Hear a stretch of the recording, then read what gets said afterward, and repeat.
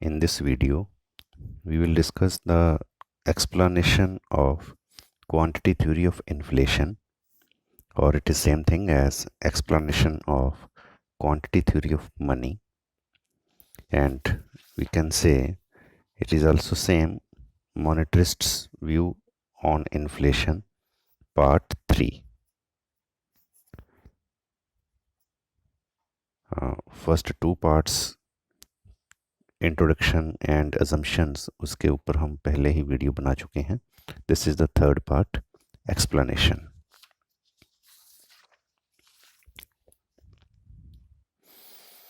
According to quantity theory of inflation, demand for money equals to supply of money is the equilibrium condition.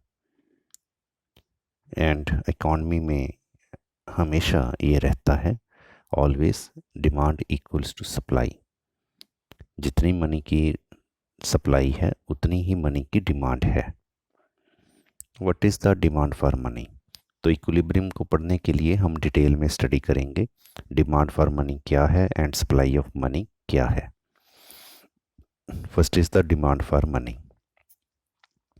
According to Fisher, demand for money is made for transaction motive only.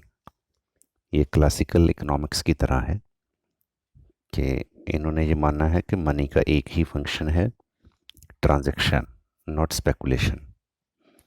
Hence, at any given time, demand for money depends upon the total volume of exchange done in the society. तो demand for money depend करती है कि total हमने कितनी exchange की है. Exchange depends upon two things, trade transactions and price level.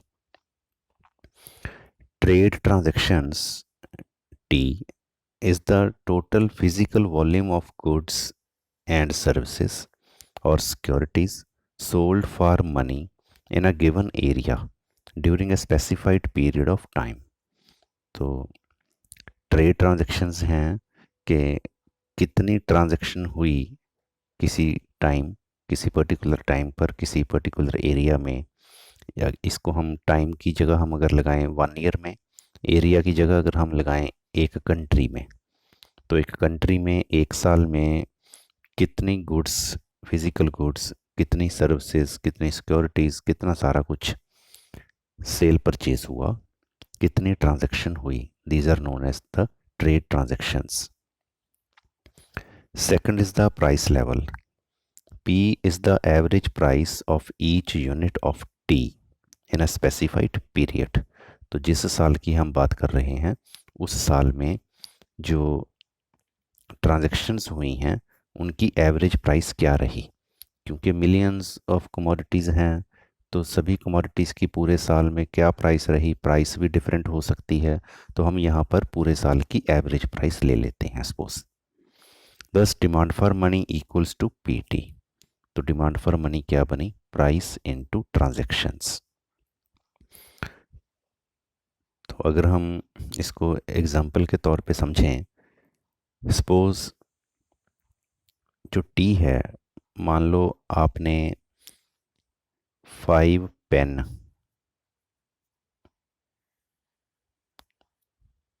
Bye किए या सेल किए, क्योंकि both is the same thing. Buy करना कंज्यूमर के पार्ट पे है, सेल करना सेलर के पार्ट पे है. तो टी हमारी हुई 5 पेन. एक पेन की जो प्राइस है वो मान लो है 20 रुपीस.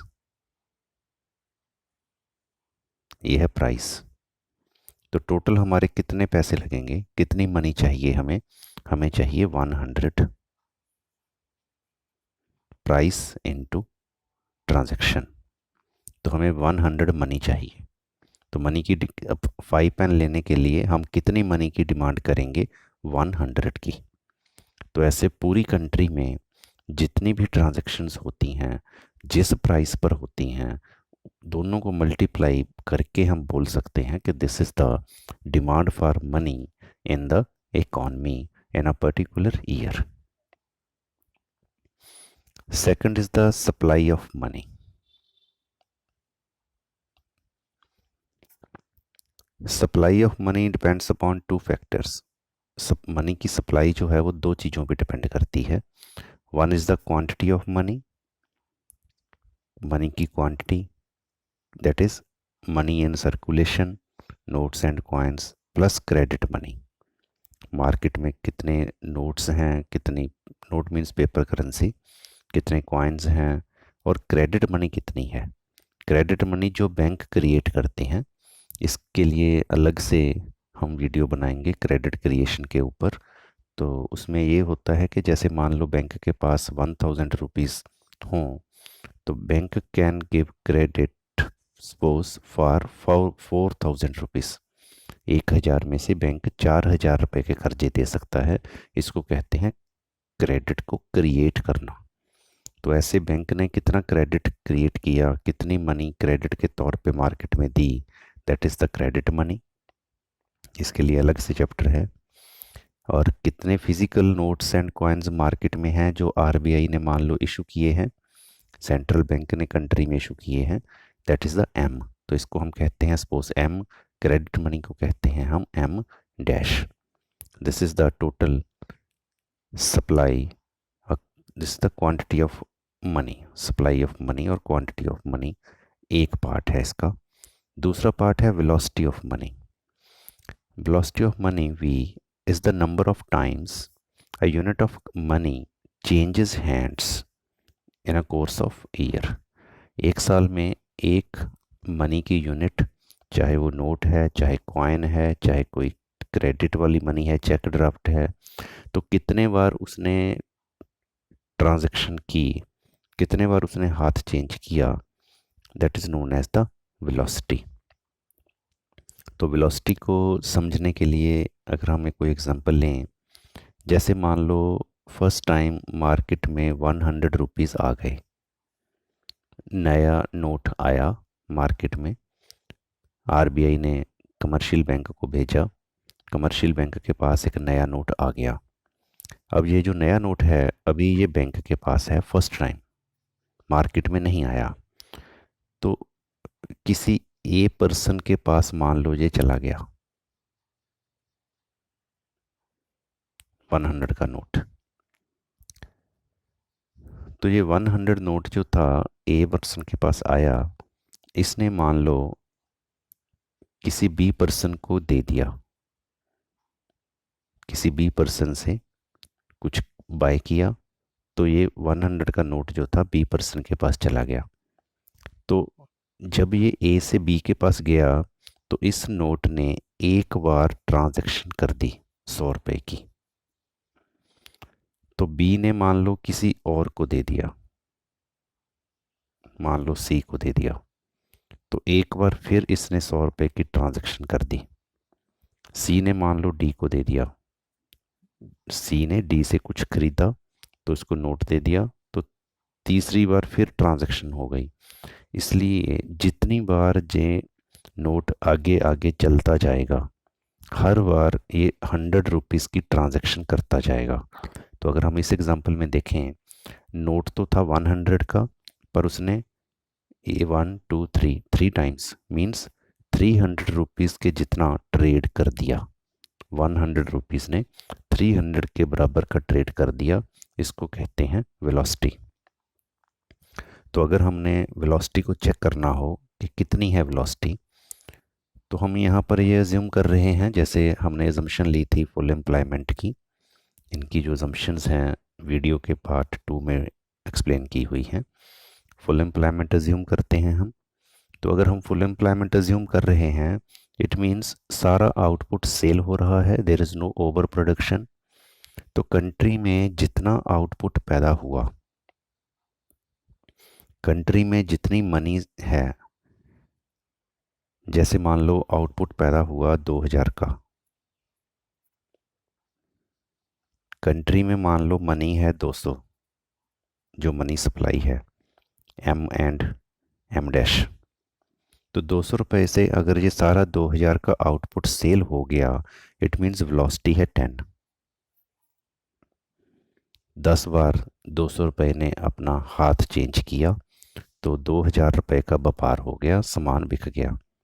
तो वेलोसिटी को हम ऐसे निकाल सकते हैं, gross national product over money in circulation.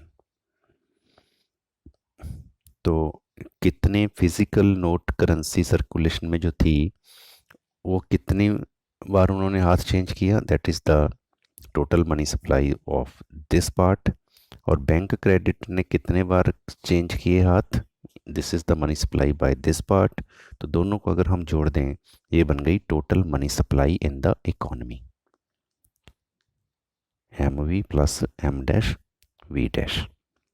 तो हमारी कुछ असम्पशंस हैं जो हमने सेकंड पार्ट में एक्सप्लेन की हैं, कि ये सपोज इस थ्योरी की एक्सप्लेनेशन के पार्ट पर सपोज जो वेलोसिटी है, ट्रांजैक्शन है, एम डैश है, all these points suppose they are constant.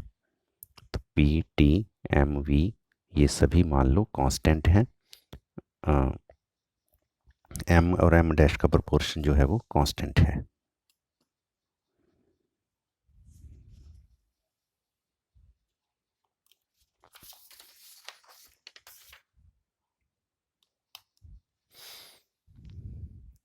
Now transaction equation. What is the transaction equation? ये जो क्वांटिटी थ्योरी ऑफ मनी है, इसकी दो इक्वेशंस हैं। एक जो फिशर ने दी है, इसको हम कहते हैं ट्रांजैक्शन इक्वेशन। एक दी है कैम्ब्रिज यूनिवर्सिटी के कुछ इकोनॉमिस्ट्स ने, जैसे मार्शल है, पिग्गू है, रॉबर्टसन है, केन्स है, इन्होंने ये इक्वेशन दी है। उसको कहते हैं कैश बैलेंस इक्वेशन या कैम्ब्रिज इक्वेशन। तो इस वीडियो में हम ट्रांजैक्शन इक्वेशन को डिस्कस करने लगे हैं। इसका रिलेशन डायरेक्टली इन्फ्लेशन के साथ है। द इक्विलिब्रियम इक्वेशन और you can say transaction equation is demand for money equals to supply of money. तो डिमांड फॉर मनी हमने अभी स्टडी किया, it is P T. Supply of money is the M V plus M dash V dash. तो अगर हम P को एक side रख लें तो T मल्टीप्लाई है, इधर आके डिवाइड हो जाएगा। तो ये बन गया P equals to M V plus M dash V dash upon T। It means जो वैल्यू ऑफ मनी है, वैल्यू ऑफ मनी होती है 1 अपॉन प्राइस, इसका रेसिप्रोकल। तो ये बन गया T upon M V plus M dash V dash. Now according to Fisher, at a given period of time M dash, this वाला V dash T, तो ये सारे point M dash V dash and T remain constant. Thus क्या बचा, सिर्फ मनी सप्लाई बचा। Thus there is direct relation between the quantity of money and price level. तो मनी सप्लाई का प्राइस के साथ डायरेक्ट रिलेशन बन गया, and indirect relation between quantity of money and value of money. जैसे हम ये लिखते हैं, price is the function of money, direct relation हो गया कि मनी सप्लाई बढ़ने से प्रपोर्शनेटली प्राइसेस बढ़ जाएंगी और जो वैल्यू है मनी की वो कम हो जाएगी। Numerically we can explain it. ये न्यूमेरिकल एग्जांपल दी हुई है। Suppose m is 100, m dash is 200, v is 8, v dash is 4, t is 400। तो अगर अब हम यहाँ पे पुट करें, प्राइस क्या था, प्राइस था M V 100, v is 8 plus m dash v dash, m dash is 200, v dash is 4 divided by t, t is 400। so this is, अगर हम इसको कैलकुलेट करें, 100 इंटू 8 800 प्लस 200 इंटू 4 800 अपॉन 400, ये बन गया 1600 upon 400, it is equals to 4। तो price is equal to 4 and 1 upon P is equal to 1 upon 4। Price बन गई 4 और वैल्यू ऑफ मनी बन गई 1 upon 4। Now other things remaining same. Other things कौन सी, ये 200 ही है।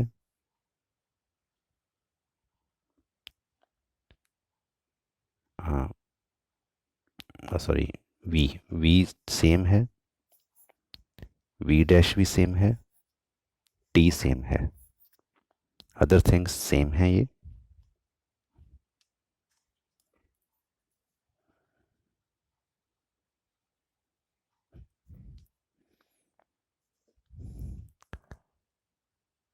We 8, V dash 4, T 400। तो एम एंड एम डैश का जो प्रोपोर्शन है वो कांस्टेंट रहता है। ये हमारी अजम्पशन थी, constant proportion between M and M dash.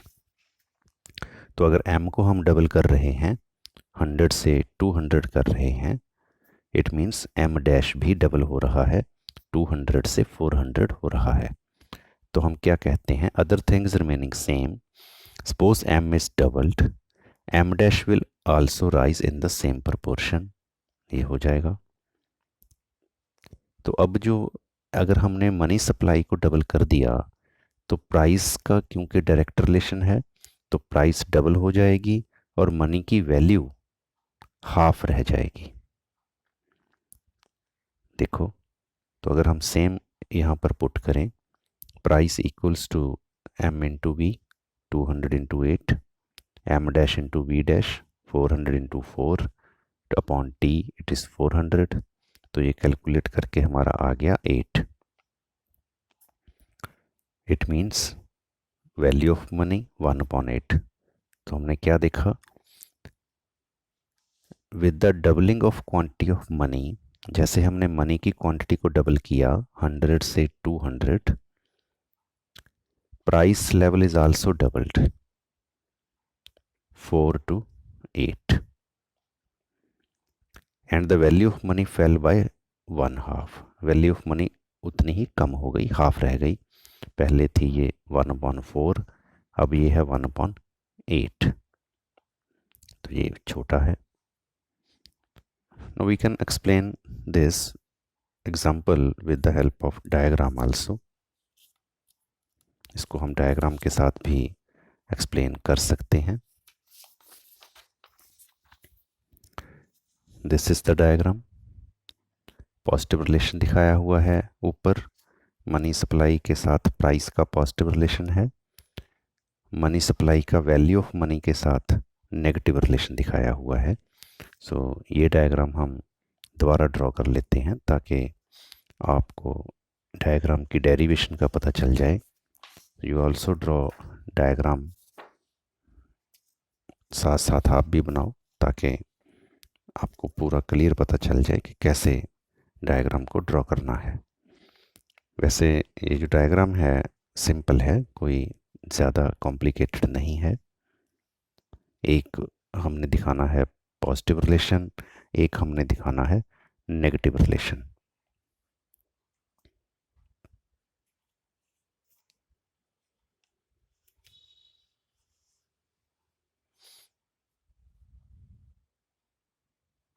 Now suppose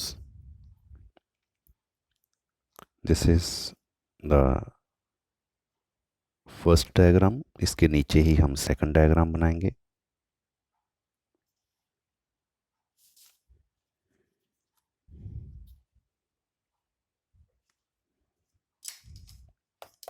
this is the first diagram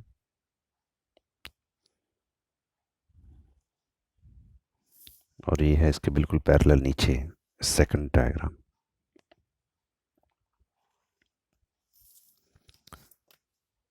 Now in the above diagram, horizontally we are taking money supply, vertically price level. In this diagram, horizontally same money supply, vertically we are taking value of money, that is 1/p। तो इसको अगर दो diagram जुड़ी हुई हो तो इसको हम दो डायग्राम नहीं कहते, एक ही डायग्राम होती है। This is the upper panel of the diagram, this is the lower panel of the diagram. तो अपर पैनल ऑफ द डायग्राम, इसमें हम दिखाएंगे positive relation between money supply and price level. तो ये हमने दिखाना है positive relation and proportional relation, direct and proportional. तो प्रोपोर्शनल दिखाने के लिए जितना पॉइंट इस साइड पर है, मान लो ये 2 पॉइंट है 1 2, तो उतना ही पॉइंट इस साइड पर हो 1 2। तो इससे बनेगा हमारा प्रोपोर्शनल रिलेशन। इतना ही यहाँ पर होना चाहिए स्पेस। तो यहाँ से अगर हम निकालेंगे हमारे पॉजिटिव रिलेशन वाली लाइन को ओरिजिन से एंड यहाँ से, तो ये बनेगा proportional relation. This is the proportional relation, direct relation, direct and proportional relation. तो इसमें आप देखो, suppose initially this is the money supply M1 and price level is P1. This is suppose point E1। तो अगर हम money supply को double कर दें, जैसे यहाँ पे 2 पॉइंट था, तो अब अगर हम यहाँ पे 4 कर दें सपोज, तो मनी सप्लाई को हमने डबल कर दिया।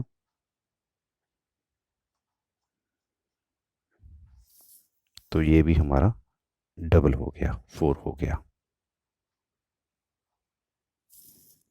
This is M2, this is P2, this is point E2। तो ये जो लाइन है ये है 45 डिग्री की लाइन। ये हम इसलिए लिख रहे हैं ताकि हम इसको प्रोपोर्शनल रिलेशन दिखा सकें कि जितनी वैल्यू इस साइड पर है उतनी ही वैल्यू उस साइड पर है।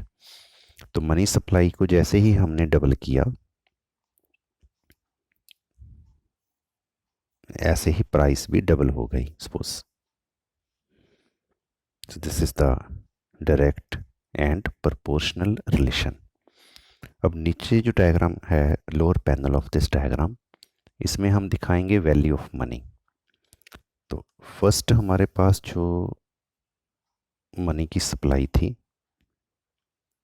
वो थी M1।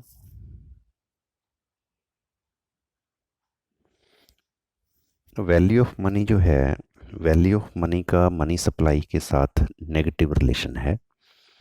तो इसको आप दूसरी तरह भी समझ सकते हो कि जैसे किसी चीज़ की क्वांटिटी हमारे पास बढ़ेगी तो उसकी वैल्यू कम हो जाएगी, ऐसे ही जब मनी सप्लाई मार्केट में बढ़ेगी तो उसकी वैल्यू कम हो जाएगी।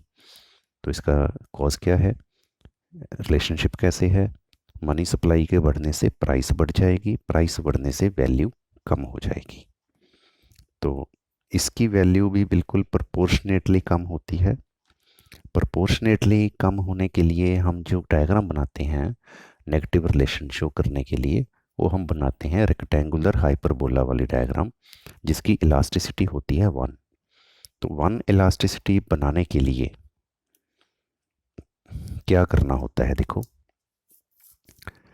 जितना गैप यहाँ पर है, मान लो 5 पॉइंट्स हैं, इतने पॉइंट्स ही इस साइड लगाओ, 5 पॉइंट्स।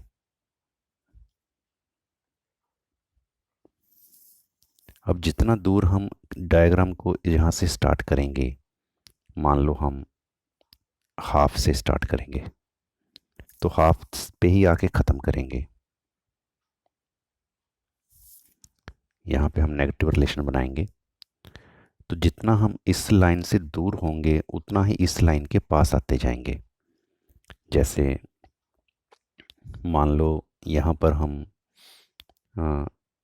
1 पॉइंट पर सपोज यहाँ पे 1 पॉइंट ही दूर आ गए या 1.5 पॉइंट दूर आ गए, तो यहाँ भी हम 1 पॉइंट पर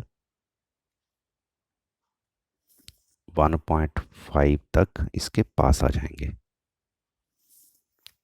तो ऐसे करके हमने यहाँ रिलेशन बनाना है जितना जितना हम इससे दूर होते जाएंगे उतना उतना हम इसके यहाँ से पास आते जाएंगे। इसको पहले रफ ड्रॉ करके बताता हूँ मैं आपको।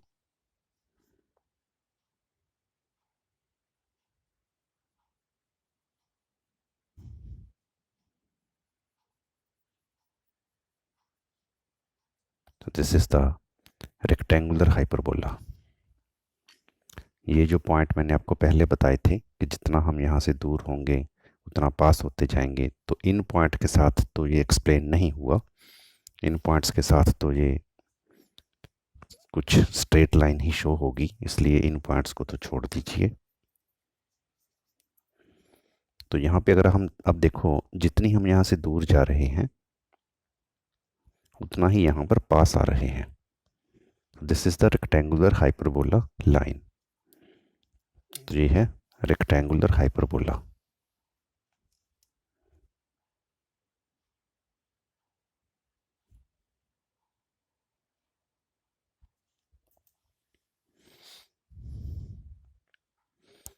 तो इसको अगर हम एक्सप्लेन करें, जैसे ही मनी सप्लाई हमारी पहले थी इतनी और इसकी वैल्यू थी इतनी, मान लो 1/P1। तो जैसे ही मनी सप्लाई हमारी इंक्रीज हुई in the upper panel of the diagram, M2, this is point E1 dash, this is point E2 dash, तो जो मनी की वैल्यू है वो कम हो गई।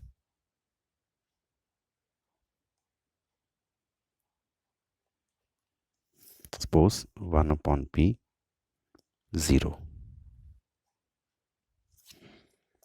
तो क्या हुआ, मनी सप्लाई के बढ़ने से प्राइसेस बढ़ गए और मनी की वैल्यू कम हो गई। इसको हम यहाँ पर लिख देते हैं रेक्टेंगुलर हाइपरबोला, दिस लाइन।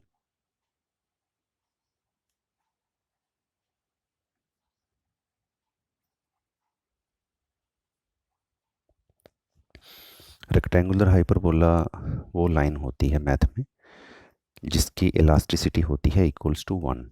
तो इसका मतलब क्या हुआ, जितने परसेंट मनी सप्लाई इंक्रीज हुई उतने परसेंट ही इसकी वैल्यू कम हो गई।